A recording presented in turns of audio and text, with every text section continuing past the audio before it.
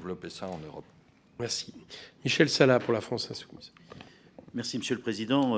Monsieur le Gouverneur, les dépenses de l'État connaissent une baisse réelle en volume sans précédent. Revalorisé à hauteur de l'inflation, le budget 2024 serait de 499 milliards. La cure d'austérité imposée donc par le gouvernement représente une baisse de capacité de financement de 37,2 milliards. Austérité insupportable au regard des besoins des services publics et de la bifurcation écologique.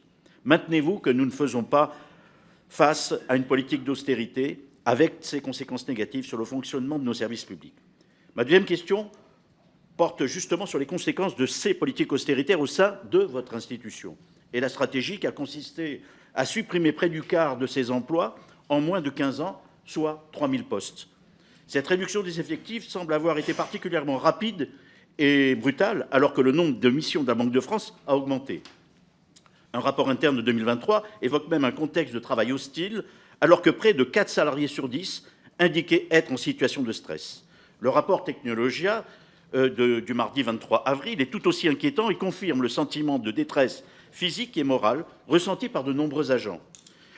Une situation qui semble perdurer. Que comptez-vous entreprendre pour améliorer la situation de vos agents?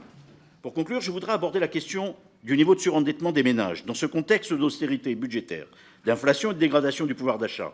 Dans mon rapport spécial de 2023, je précisais qu'il fallait être vigilant quant au nombre de dossiers de surendettement déposés. Même si l'encadrement des crédits à la consommation a permis de baisser leur nombre, en 2023, 121 000 dossiers ont été déposés, soit une augmentation de 8% par rapport à 2022. Dans ma région Occitanie, le nombre de dossiers a bondi de 30% sur le seul mois de janvier 2024. Les plus touchés sont les jeunes, les femmes, les familles monoparentales, et ce sont souvent des locataires. La fragilité financière des ménages, dont l'augmentation des dossiers de surendettement, l'augmentation des inscriptions aux fichiers FCC et FICP sont les indicateurs, vous alerte-t-elle dans un contexte de budget austéritaire et d'augmentation de la pauvreté en France?